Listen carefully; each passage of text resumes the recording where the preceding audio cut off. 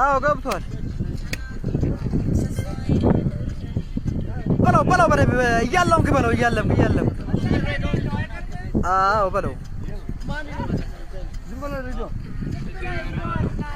ዝም ብሎ ይለዋል ይሄ ከተማ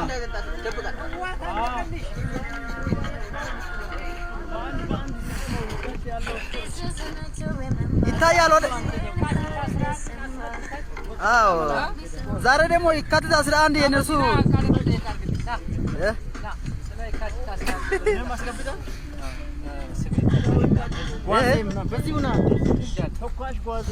ከተማ እንድታይ እኮ ነው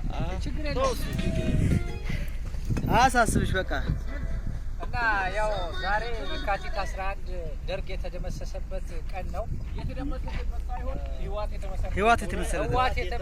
የተመሰረተበት ቀን ነውና እሱን በማስመልከት ዛሬ ቀን ስለሚያመልኩበት ዱንተው አልቋል። ግን አንዳንድ አጥፍቶ ጠፊዎች ካሉ እነሱን ለማጥፋት ዝግጁ ነን። ያው መቀሌን ዙሪያዋን አጥረን እንገኛለን። ምንም አይነት ነገር እንደሚመጣ አሁን ግን እስካሁን ድረስ እንደጠበቅነው አይደለም። እነሱ እንዳወሩት አይደለም። ምንም ነገር የለም። መኪናም አይንቀሳቀስም። የተለያየ መብራቶችን ጠፍተዋል። እንቅስቃሴ ሻማም ምንም መለኮስ አቁመዋል ማለት ነው። በአሁኑ ሰዓት ለምሳሌ ዛሬ እናጠቃለን መቀለን እንረከባቸዋለን ከመከላከያ እያሉ ስለነበረ ቢመጡ አሁን በዚህ መሳሪያ ምን ለመስራት አቅደሃል? እነሱ እኮ ድሮም እኮ ታውቃቸዋለህ እኮ ኢትዮጵያን እንገዛለን ብለው ነበር የሚያስቡት። ግን እንኳን ይሄንን ወሬ ማውራት ኢትዮጵያን መከላከያ ደምሰን እንጨቱ ላይ ያለችው አልተሳካላቸውም። ስለዚህ አሁን የሚመጣውን ጠላት በዚህ ድሽቃ አንገቱን ለማስደፋት ዝግጁ ነኝ የሚል ሀሳብ ነው ያለኝ። ከዚህ በመቀጠል ያው ዶክተር ማን ነው እንጨቱ አይታይም? ያ እንጨቱ ትልቁ ጀዝባ እሱ ላይ ቢስማር የለም አዮ ቆመበት ነበር።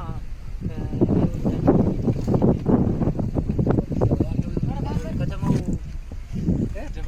ድባቡ በጣም ደስ ይላል። ጸጥታ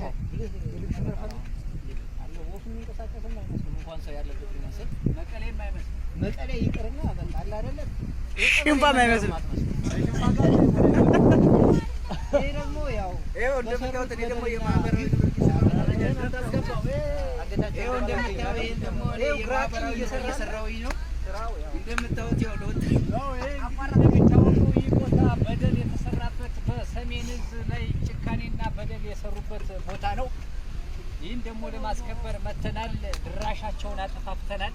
ከዚህ በመቀጠል ግን ቀና ብለው እንዳይናገሩ ለማድረግ ዝግጁ ነን። አሁንም በከተማው አካባቢ ሮንድ በምንሄድበት ሰዓት ቀና ብለው ለማየት እንኳን አይደለም ለመናገር ለማየት ራሱ የሚከብድ ሁኔታ ነው ያለና በጣም ያፈሩበት ሁኔታ ነው።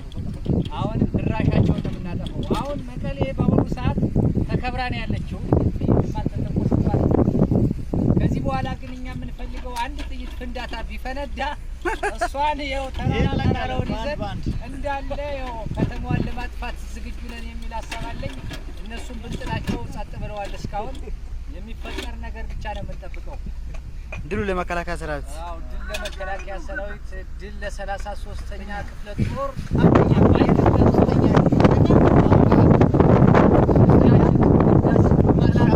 ለማስደፋት ልምዳችን ነውና አይደለም በዚች በትግራይ ክልል ቀርቶ በውጭ ሰላም አስከባሪ ቢሆን አንገታችንን እንዳለን አባቶቻችንም እኛም የምናውቀው ህዝባችንም ያውቃል። ስለዚህ አልተሳካላቸውም። ህወሓት ተደምስሷል። ሙሉ መርፋሰል ማለት ይቻላል። እንግዲህ ከጠዋት ጀምሮ እስካሁን እያየናቸው ነው። ምንም ነገር እንቅስቃሴ የለም። የሚያመልኩበት ባህልም ዜሮ ሆኗል። የሚመጡበት